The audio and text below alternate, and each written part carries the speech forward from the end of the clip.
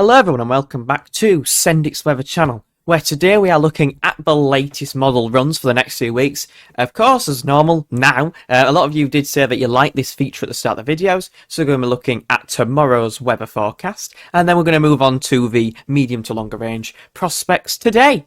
Also, I've got the funky Sendik to Scandi t-shirt on.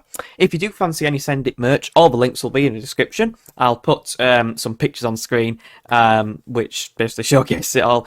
We are limited stock now, but there's still some stuff left. So if you want to cop a mug or anything like that, this is the red one just to show you. Links are all down below, and it's all through PayPal, so yeah, all nice and secure. But anyway, moving on then, looking at the latest UKV, the UK Met Office run for the precipitation for tomorrow.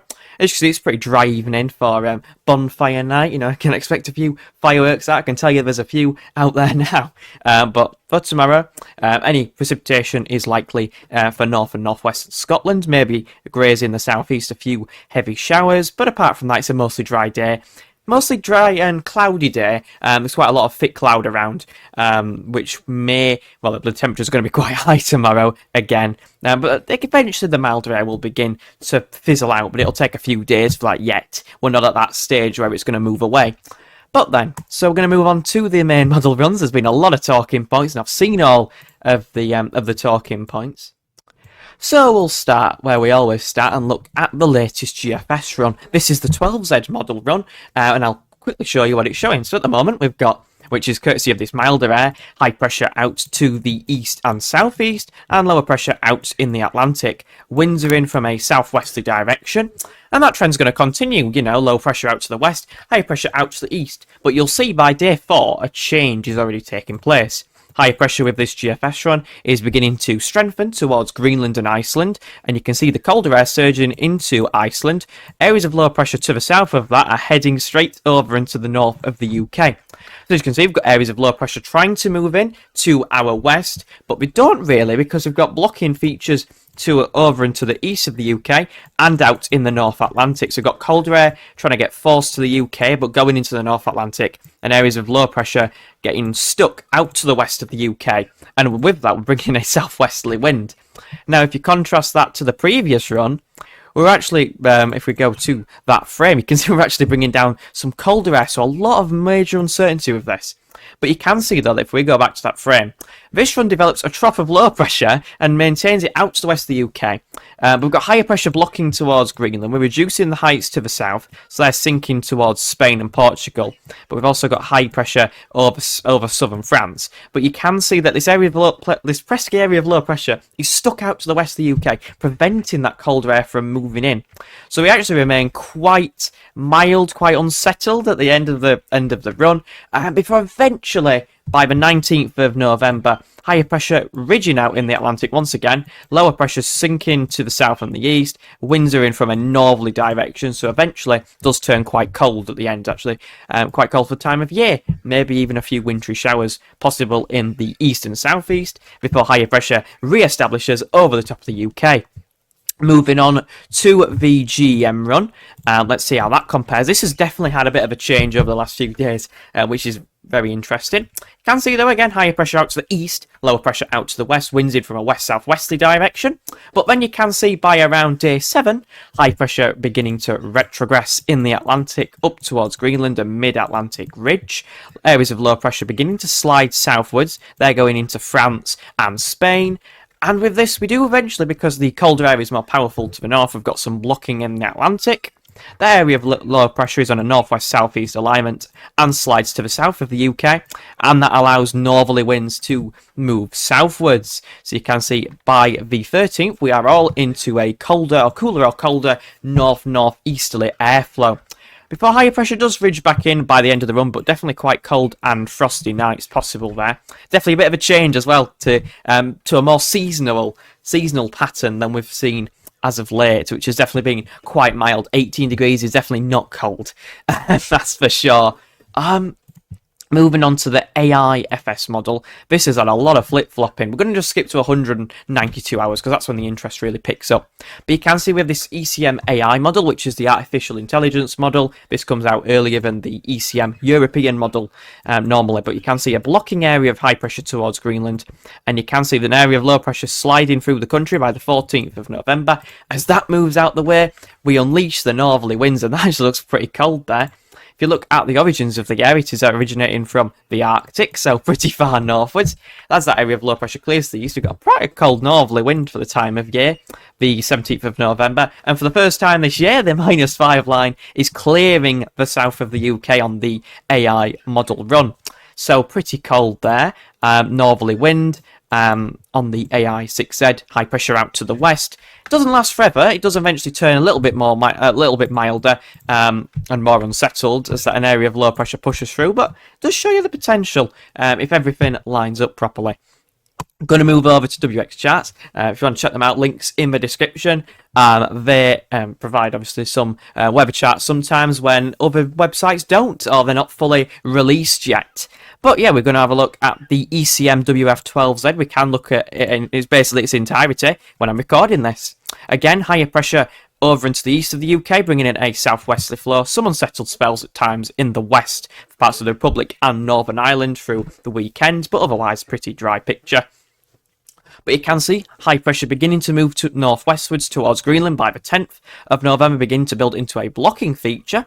Before, and this is actually different to the previous run, a trough of low pressure gets stuck out to the west of the UK. Higher pressure is beginning to establish itself properly over Greenland. A cut-off low, that's what I was looking for. A cut-off low moves to the southwest of the UK. Higher pressure gets towards Greenland. But that area of low pressure, as the heights break down under the force of the low pressure, as that's trying to move northwards, high pressure trying to bring down colder air from the north and lower pressure from the south, you get a bit of a battleground scenario developing here. And we actually, for the north and central England, bring in a very strong easterly wind. We've got a big blocking area of high pressure to the north, but we've got a pretty strong easterly wind there. That's pretty intense. Might be a bit of winteriness with that actually, even though the area of high pressure is, the origins of the area from the east, but it would feel quite cold. That's quite a raw easterly wind there. The higher pressure into the longer term retrogresses properly in the Atlantic up towards Greenland. It will be quite dry with that. Will be mostly dry, but definitely some very cold air moving southwards with that quite cold northerly flow. If you look at the temperature anomalies, definitely becoming cooler or colder. There's like a weather front moving through, or a cold front moving through on the 17th on this front, definitely indicating colder air moving southwards, and you can see the -5 line getting through the country at times. So definitely an interesting run once again from the ECM, and definitely not the only one doing it as well. The other runs today have really been messing around with colder spells, colder sectors, so definitely one to watch. Now, something interesting to point out is the GFS ensembles. I'm looking at Aviemore today, which is a quite a northern Scotland part, quite high up. One of the highest points probably in Scotland, one of the highest Scottish towns.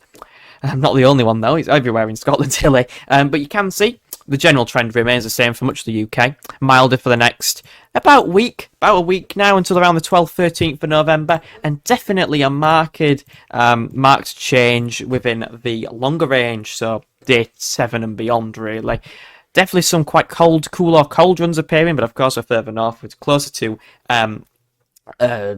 the -5 and -10 isotherms to the north of the UK, definitely closer to them. But you can see the trend is definitely downwards. Some runs getting down to -10, 850 HPA, which may bring the temperatures down to even low single figures.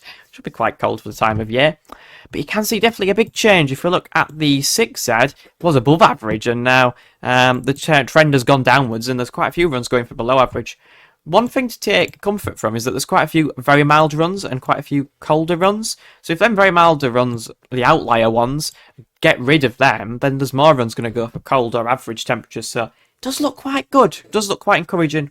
Still going with my last couple of weeks of November, start of December being cold. I've always gone with that, and I'm not changing it now. I'm still going for it, but definitely some interesting points to make from these runs today. You can see the coldest run in the Ensemble shows some very cold conditions, as you'd expect. This is sort of a dream setup. Higher pressure in the Atlantic, lower pressure over Denmark, winds in from a northerly direction, bringing down some bitterly cold air for the time of year. The -10 line through the UK, that's like the dream setup, what we'd want. But of course, unlikely to verify, but it definitely shows the potential if we've got an Atlantic block.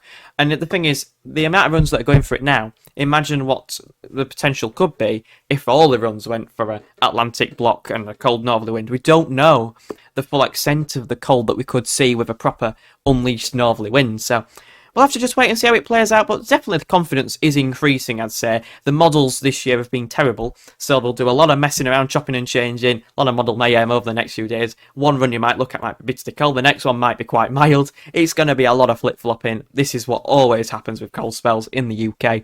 Got to remember, we're such a tiny island, and all of the atmospheric patterns, the high pressures, the low pressures, are so definitive. Just a small change can make such a difference, because the UK is quite small. It's quite small compared to massive air masses moving across the atmosphere. So yeah, just one to watch, one to think about. If you did enjoy today's video and found it informative, consider leaving a like and subscribing to the channel for more. The trend for the next few days, remember, is mild, but maybe becoming colder, especially into that medium to longer range. Thank you all very much for watching, and I'll see you all in the next one. Bye everyone.